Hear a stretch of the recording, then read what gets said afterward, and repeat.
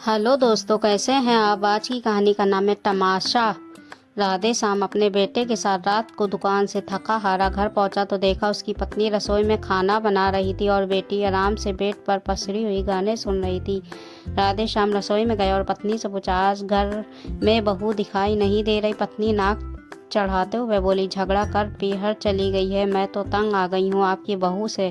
बैठी रहने दो मैके में, कुछ महीने वहाँ वहीं पड़ी रहेगी, तब अकल आएगी। उनका बेटा रसोई के बाहर खड़ा होकर माता पिता की बातें सुन रहा था। राधे श्याम बोला, गृह कलेश तुम भी तो करती हो, अकेली बहू को क्यों दोष देती हो। इतना कहते ही पत्नी ने खाना बनाना छोड़ दिया।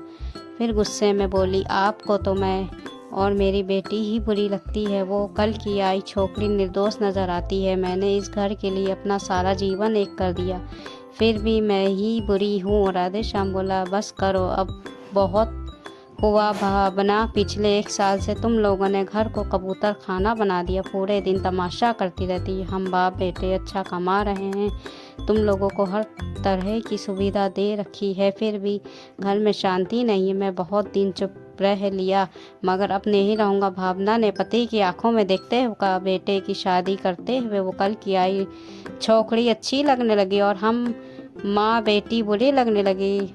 हम माँ बेटी को ही घर से बाहर निकाल दोगे क्या। राधे श्याम ने कहा, शादी में 20 लाख रुपए खर्च करके बहू लाए थे, मगर तुम्हें बहू को संभाल कर रखना ही नहीं आया। 1 साल ही में उसे अपने बराबर कर लिया। वो 24 साल की बच्ची तो है, अगर उसे भी अपनी बेटी समझा होता तो ये नौबत नहीं आती। जिस घर में 2 घड़ी चैन से बैठकर खाना नहीं खा सकता, उस घर में मैं नहीं रहूँगा। कल से मैं और मेरा बेटा अलग किराए के मकान में रहेंगे। फिर अगले दिन राधे श्याम ने सचमुच किराए का घर ले लिया और दोनों पिता पुत्र उसमें रहने लगे। 1-2 बार भावना का फ़ोन आया तो राधे श्याम ने बिना उठाए काट दिया। भावना ने सोचा, 1-2 दिन अकड़ से बाहर रहेंगे, फिर अपने घर आ जाएंगे।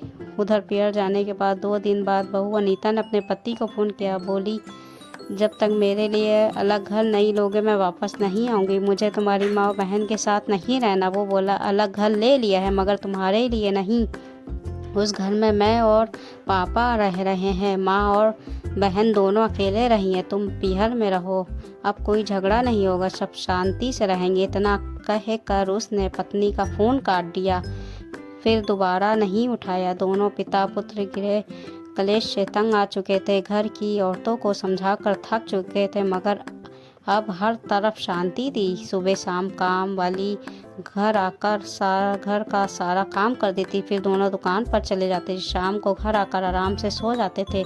10 दिन बाद भावना दुकान पर चली आई। आते ही बोली, क्यों जग हसाई करवाते हो जी, घर चलो। राधे श्याम बोला, जग हसाई कहाँ हो रही है, हर तरफ शांति। जग हसाई तो तब हो रही थी जब घर में कलेश होती थी और पूरा मोहल्ला सुना करता था। अपनी बहू से बात करो, फिर तुम तीनों झगड़ा ना करने का वचन दो, तभी हम घर आएंगे। भावना वापस चली गई। वो बहू को फ़ोन करके हरगिज़ नहीं बुलाना चाहती थी, बल्कि वो तो ये चाहती थी कि बहू 4-5 महीने पीहर में रहे, और जब वहाँ की औरतें उसे पीहर में पड़े रहने के ताने सुनाने लगे तब उसे सबक मिलेगा। मगर पति और बेटे ने अलग रह कर भावना के मंसूबों पर पानी फेर दिया था। लगभग 2 महीने तक के ये सिलसिला चला। इन 2 महीनों में सास भावना और बहू अनीता दोनों परेशान हो गई थी। आखिर में सास ने ही बहू को फ़ोन किया और बोली, बेटा लौट आ ताकि फिर से हम सब एक छत के नीचे रह सके। अनीता तो खुद पछतावे में जी रही थी। सास का फ़ोन आते ही तुरंत ससुराल आ गई।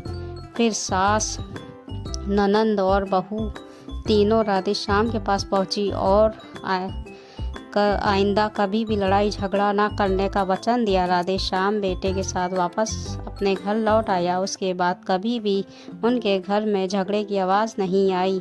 दोस्तों, घर में कलेश करके घर में तमाशा मत कीजिए। लोग आपके घर के बाहर टिकट कराए बैठे हैं कि कब झगड़े की फिल्म शुरू हो और वो मज़े लेकर देखें। ये कहानी आपको कैसी लगी। कहानी अच्छी लगी हो तो कहानी को लाइक करें और ऐसे ही मज़ेदार कहानी सुनने के लिए सहाना हिंदी कहानियों को सब्सक्राइब करें। मिलते हैं अगली हिंदी कहानी के साथ। तब तक अपना ख्याल रखिएगा, दुआओं में याद रखिएगा। अल्लाह हाफिज़।